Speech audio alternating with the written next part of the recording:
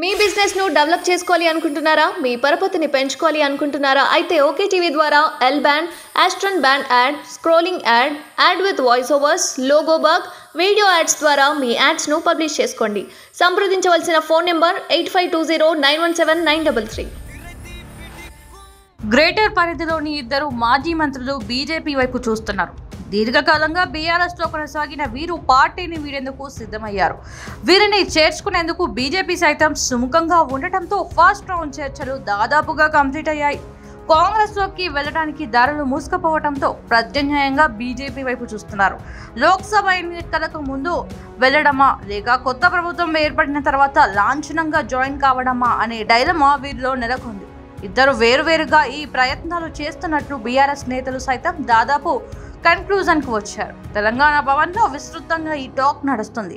చేరిక ఎప్పుడనేది ప్రస్తుతం రెండు పార్టీల్లో ఆసక్తికరంగా మారింది. ఈ ఇద్దరు మాజీ మంత్రులు ప్రత్యక్షంగానూ పరోక్షంగానూ ఐటీ ఈడీ కేసులను వేరెవ్వరి రూపంలో ఎదుర్కొంటున్నారు. వాటి నుంచి బయటపడేందుకు బీజేపీ వైపు చూస్తున్నారన్నది నగరంలో జరుగుతున్న రాజకీయ చర్చ. అసెంబ్లీ ఎన్నికల్లో బీఆర్ఎస్ ఓడిపోవడంతో వారి ఆస్తులను కాపాడుకోవడానికి, కేసులు చిక్కులు లేకుండా చూసుకోవడానికి తొలుత కాంగ్రెస్ వైపు చూశారని టాక్. అక్కడి నుంచి సానుకూల స్పందన రాకపోవడంతో ప్రత్యామ్నాయంగా బీజేపీ బెటర్ అనే అభిప్రాయానికి వచ్చి పార్టీ మార్పుపై సన్నిహితులతో లోతుగా చర్చిస్తున్నారు. బీజేపీ రాష్ట్ర నేతల ద్వారా చేరిక విషయాన్ని హైకమాండ్ దృష్టికి తీసుకెళ్లారు. గ్రేటర్ పరిధిలోని ఇద్దరు మాజీ మంత్రులు బీజేపీ వైపు చూస్తున్నారు. దీర్ఘకాలంగా బీఆర్ఎస్లో కొనసాగిన వీరు పార్టీని వీడేందుకు సిద్ధమయ్యారు. వీరిని చేర్చుకునేందుకు బీజేపీ సైతం సుముఖంగా ఉండటంతో ఫస్ట్ రౌండ్ చర్చలు దాదాపుగా కంప్లీట్ అయ్యాయి. కాంగ్రెస్లోకి వెళ్లడానికి దారులు మూసుకుపోవడంతో ప్రత్యామ్నాయంగా బీజేపీ వైపు చూస్తున్నారు. లోక్సభ ఎన్నికలకు ముందు వెళ్లడమా లేక కొత్త ప్రభుత్వం ఏర్పడిన తర్వాత లాంఛనంగా జాయిన్ కావడమా అనే డైలమా వీరిలో నెలకొంది. ఇద్దరు వేరువేరుగా ఈ ప్రయత్నాలు చేస్తున్నట్లు బీఆర్ఎస్ నేతలు సైతం దాదాపు కన్క్లూజన్కు వచ్చారు. తెలంగాణ భవన్లో విస్తృతంగా ఈ టాక్ నడుస్తుంది.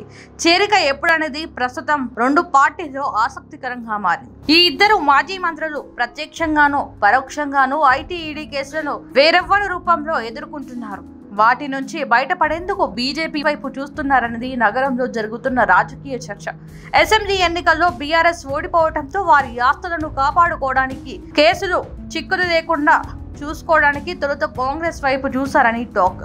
అక్కడి నుంచి సానుకూల స్పందన రాకపోవడంతో ప్రత్యామ్నాయంగా బీజేపీ బెటర్ అనే అభిప్రాయానికి వచ్చి పార్టీ మార్పుపై సన్నిహితులతో లోతుగా చర్చిస్తున్నారు. బీజేపీ రాష్ట్ర నేతల ద్వారా చేరిక విషయాన్ని హైకమాండ్ దృష్టికి తీసుకెళ్లారు.